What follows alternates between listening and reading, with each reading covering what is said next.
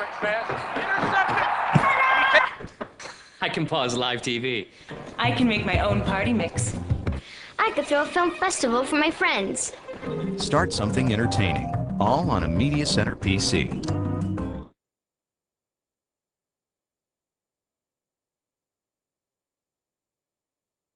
Good morning. I'm Elizabeth Guider, the Deputy Editor of Variety, and I'm here this morning with our correspondent from Beijing, Shen. You're a Chinese American. You must miss seeing American films when you're over there in Beijing. Is there a clamor? Are they excited to see these movies? Or have they all been pirated? Well, first of all, everything pretty much gets pirated. So, you know, bear in mind, for the average Chinese film goer, your options are this. You can buy it for 8 kwai, which is about $1 US, on the street in terms of the black market. Okay, and that is an unedited, uncensored, pirated DVD. Now, the quality may not be very good. It could be one of those, you know, handy cam in a theater type copies. But a lot of folks do this. But a lot of people will do it, and a lot of people, and frankly, they get some very good quality copies on the street as well. You know, sometimes for a little bit of a markup price. Of the latest releases. We're not talking about classic movies here. We're talking about the latest releases. We're talking the latest releases. Okay. I mean, you know, like I believe, you know, Matrix Reloaded hit the street in Beijing before it was even out. You know, and I worked on an independent film a Chinese independent film a couple years ago where, our pirated DVD was out on the street 2 weeks before our film even opened. So, you know, it's tough. It's very, very tough. You know, there are some different strategies now in China for how you deal with it. And, you know, I've even heard cases where, you know, the legitimate filmmaker will pay off the pirated distributor to hold off until after the premiere, at least. Give them a week in the theaters. Now, here's the other problem for your Joe consumer on the street.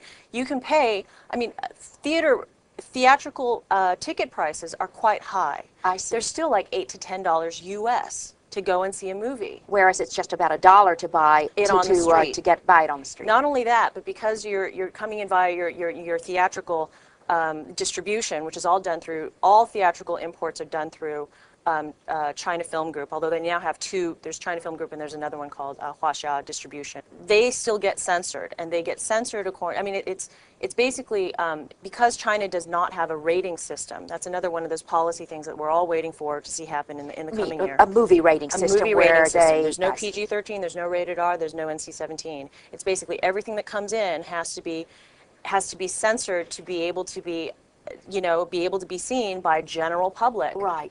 In China, which means that even something like Harry Potter, the latest Harry Potter film, if you went to see it in the theater, it was actually missing sections that if you went and bought it for $1, you know, you would be able to see the full film uncut. Hold on a minute.